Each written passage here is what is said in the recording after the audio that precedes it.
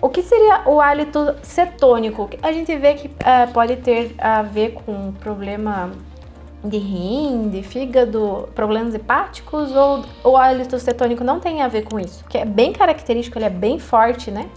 O hálito cetônico é quando você tem 3 a 4 horas sem se alimentar, que eu falei, né? Então, tem um gasto calórico maior.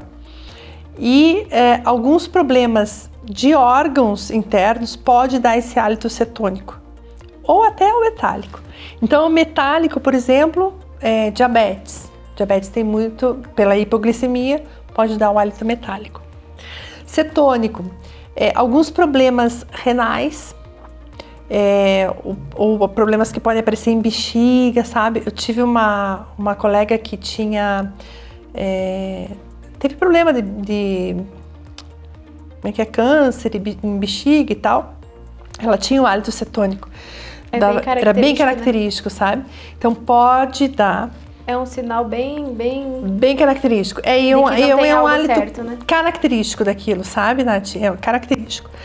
E tem uma halitose mais não tão comum que a gente usa, que a gente pode perceber no consultório. Nesses anos todos, eu acho que eu tive uns 2 casos só, que é a halitose do intestino preso. Explica mais sobre isso. O que acontece? A pessoa que fica mais de 3 a 4 dias sem ir ao banheiro, sem evacuar, o bolo fecal, ele continua lá, no intestino, né? No fundo, né? E isso, o processo putrefativo continua, tá?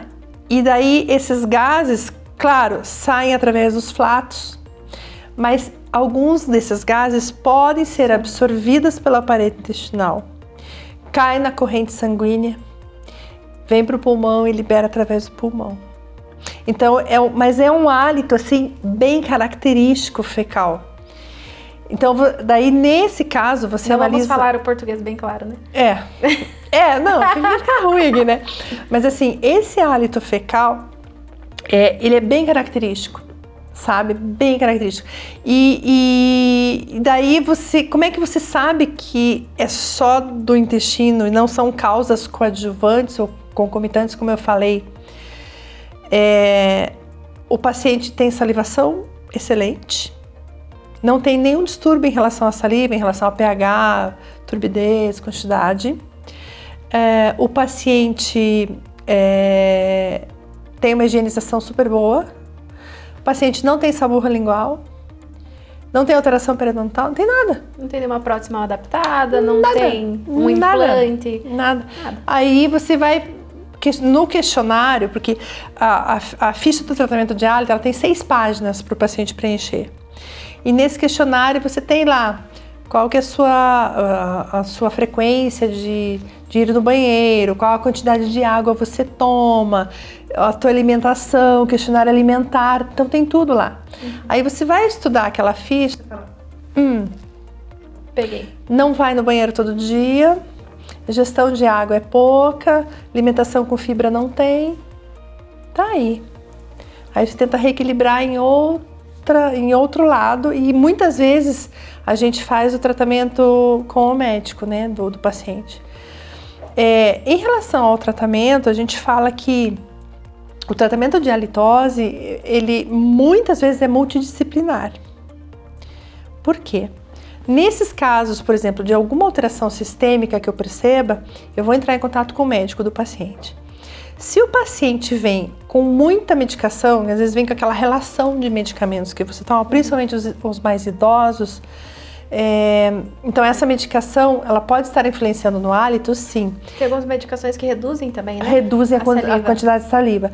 Mas eu não vou fazer, não vou mexer na medicação do paciente. Sim. Até porque eu vou criar briga com o médico. Sim. Eu vou tentar contornar de outra forma, mas muitas vezes eu preciso do médico. Olha, tem alguma outra medicação que não tenha tanto efeito colateral? Então a gente faz uma cartinha ou liga para o médico. E tem alguns médicos até que se surpreendem. Nossa, mas Por quê? Eu falei, não, sabe por quê? Porque essa medicação, eu vi na bula que assim. Às vezes os médicos até se surpreendem. Nossa, um dentista falando dessa forma. É bem interessante.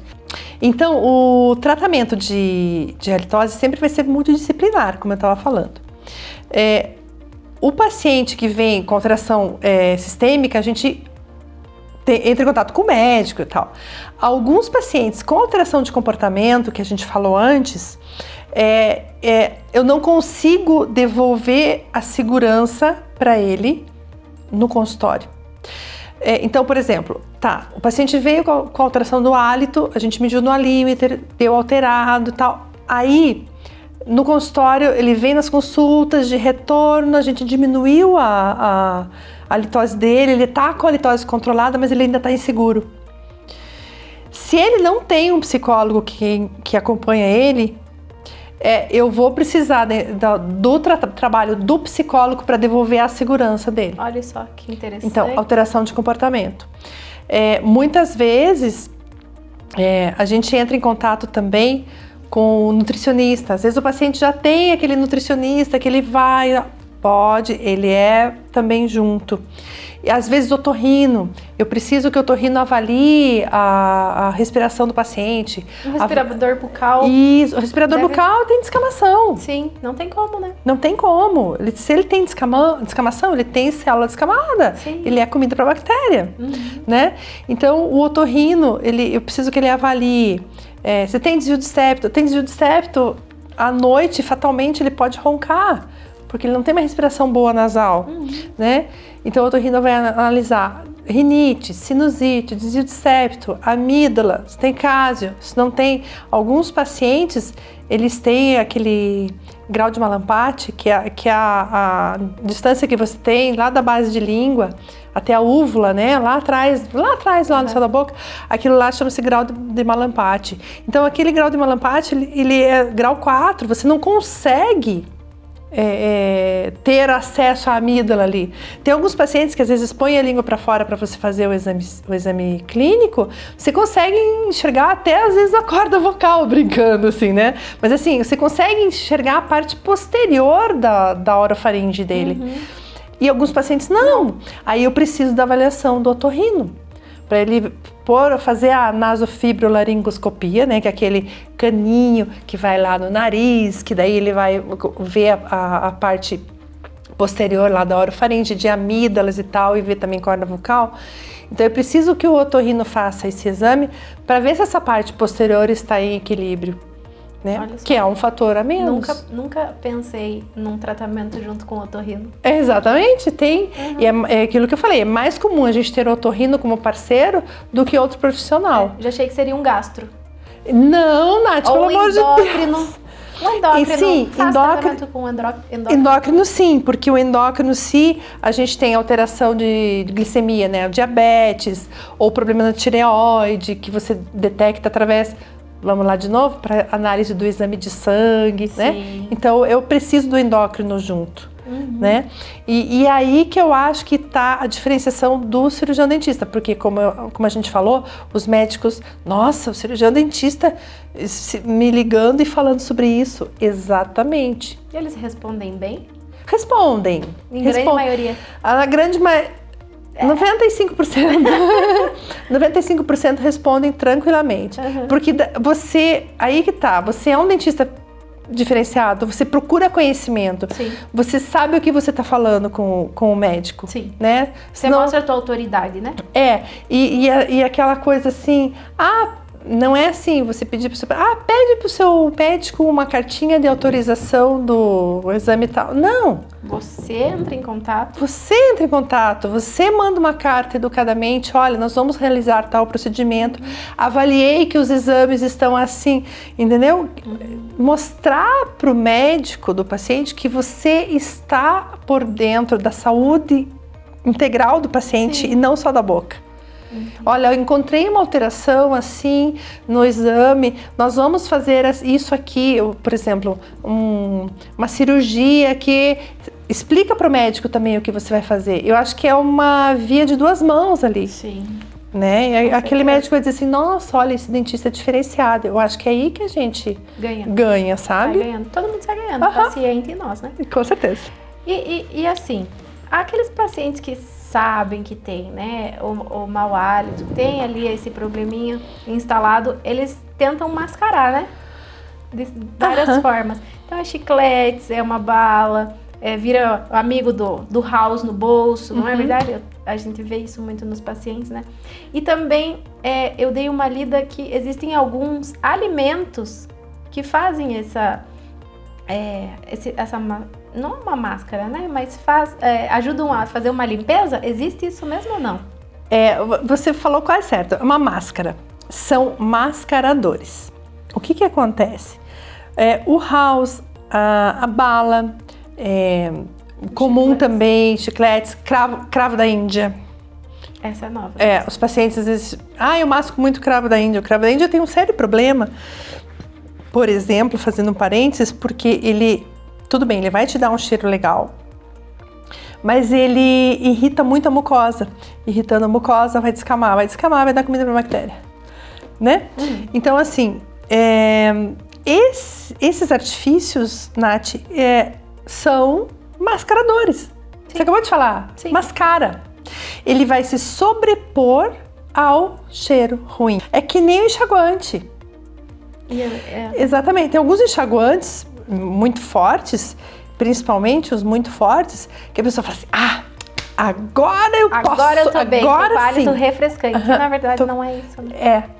Então, é que nem quando você chega num ambiente que, por exemplo, acabaram de passar produto de limpeza no chão, forte, né? Aí você chega assim, sente aquele cheiro forte. O que acontece? Daqui a pouco você acostumou.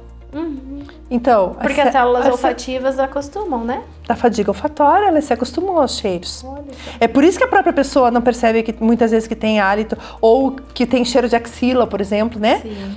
Ou até quê? cheiro de perfume, né? A gente acaba acostumando. Isso. Às vezes uma pessoa sai de casa, por exemplo, e passa o perfume e acha que daí vai fazer uma outra coisa, de repente ela tá na porta.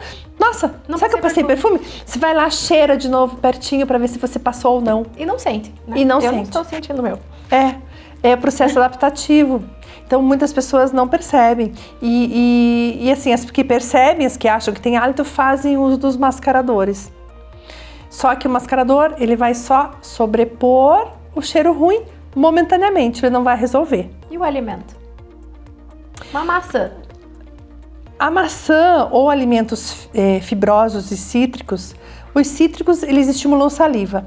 Então é muito interessante. Então a gente fala muito da maçã porque a maçã, ela é cítrica e ela é fibrosa, né? Então nós temos dois fatores legais aí, né? A maçã sendo cítrica e fibrosa, eu estou agindo na parte mastigatória da saliva que a gente falou e na parte gustatória também, porque ela é cítrica. Não sabia que a maçã era cítrica. Ela é cítrica. Principalmente aquelas mais azedinhas, né? Sim. As mais vermelhas e tal, elas não são tão cítricas. Olha só. Né? Mas aquela, acho que é a Fuji ou a maçã verde, ela faz isso. Então, assim, alguns alimentos, eles não é que eles sejam mascaradores, mas eu tenho uma autolimpeza e eu tenho uma estimulação de saliva. Entendi. Então, ela vai agir nesse quesito. Aí as pessoas falam assim, eu vou mascar, como é que é? Gengibre, alho, alho não, salsa para disfarçar o cheiro do alho, salsinha, né? Tudo bem, vai disfarçar, não vai resolver o problema. O que resolve é você ver o que está causando o hálito e tratar corretamente. Então vamos tem alguns alimentos também que parece que você pode escovar, você não sai, né? O alho é um deles, né? Se você come algo com muito alho, o que acontece? Exatamente. Os alimentos, por exemplo, alho e cebola, no seu processo digestivo, ou seja, 3 a 4 horas depois que você ingere aquilo, você vai ficar com hálito daquilo, porque é o teu processo digestivo... Parece que você está exalando, na verdade, né? Não está saindo pela boca, parece que está saindo pelos poros. Ai, fala sério, né? Como é bom um macarrão ali óleo, uma pizza ali óleo, né? É bom, tudo né? de bom. Mas você vai ficar com hálito de alho depois. Sim. Normal, né? Agora a gente tem alguns outros alimentos que diz a literatura que em excesso, o que seria? Mas em excesso, muito, eles podem causar litose no seu processo digestivo. Tá? Daí uma litose sistêmica, não é uma litose bucal, sistêmica de enxofre. Quais são esses alimentos? Anota lá. Repolho, couve-flor, brócolis, ovo. O que tem esses alimentos? Eles já têm enxofre na sua composição. Tanto que assim, você chega num ambiente, eles estão cozinhando brócolis, eles estão cozinhando couve-flor. Você nem precisa te contar que eles estão cozinhando. Cheiro. É verdade. Você percebe o cheiro. É verdade. Opa, olha, hoje... Só que é um cheiro bom, né? Só que é um cheiro bom. Mas assim, nesse processo... porque nesse processo de cozimento, o enxofre já é liberado um pouco. Então, sempre que você for fazer uso... não vou mais comer couve, não vou mais comer brócolis. Não é isso. Você pode comer, mas preferentemente os cozidos.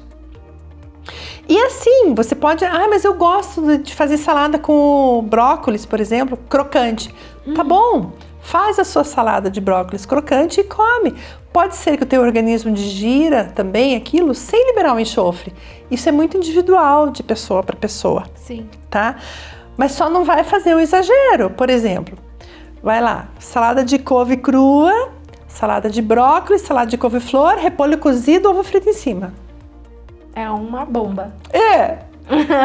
Ou assim, pode ser que você ingira tudo isso e o teu organismo fique bem, sabe, não libere enxofre. Então a resposta sistêmica depende de muito cada individual.